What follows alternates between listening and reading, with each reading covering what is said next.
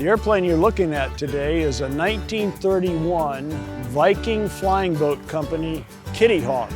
This is the model B-8, the last of 3 models that Borden Aircraft first and then Viking Kitty Hawk Company designed. Essentially all 3 of them were the same with the exception of the engines. In the beginning, it was sold directly from the factory to the College of William and Mary to be used in one of the first fully integrated aviation training programs. The Depression wiped out not only the company, but also the college's flight training program.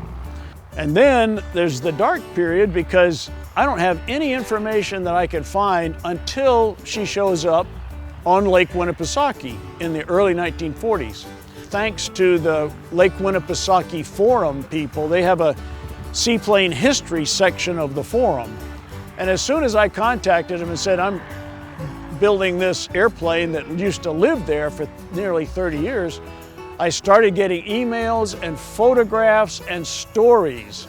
And the interesting thing is, Muzzy Bill flew the airplane, ride hopping, and his wife flew the airplane as a ride hopper.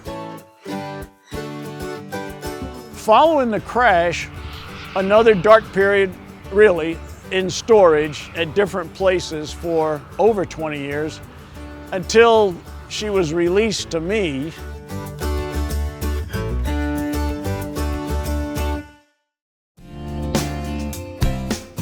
This is number 7 that I've rebuilt.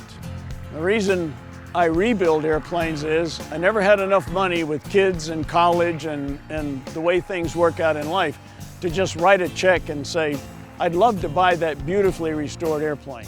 Now, what did I learn different from all the other airplanes that I got lucky with this one because even though it was a shattered mess, along with the pieces came roughly 90% of the original factory drawings. And they had been sold off to a progression of gentlemen by Alan Borden, the founder of Borden Aircraft, the designer of the airplane. If something didn't look right and I couldn't figure out what it was, I could go to this stack of drawings and there they were. Things I learned differently, the plumbing on the fuel system is very early 1920s. The control setup is different from any of those other airplanes I built. The landing gear, you'll see, are the longest throw oil over spring landing gear that I've ever seen in my life. The thing just, when it hangs way down when you're in flight. Other than that, it is a straightforward, simple wooden wing, wooden spars, wooden ribs, steel tube fuselage, and empennage. And if you've done an old airplane, this is just, bigger tubing, basically, and more work, more ribs. The engine on this airplane, the R-56, is the engine that was installed on it right after World War II.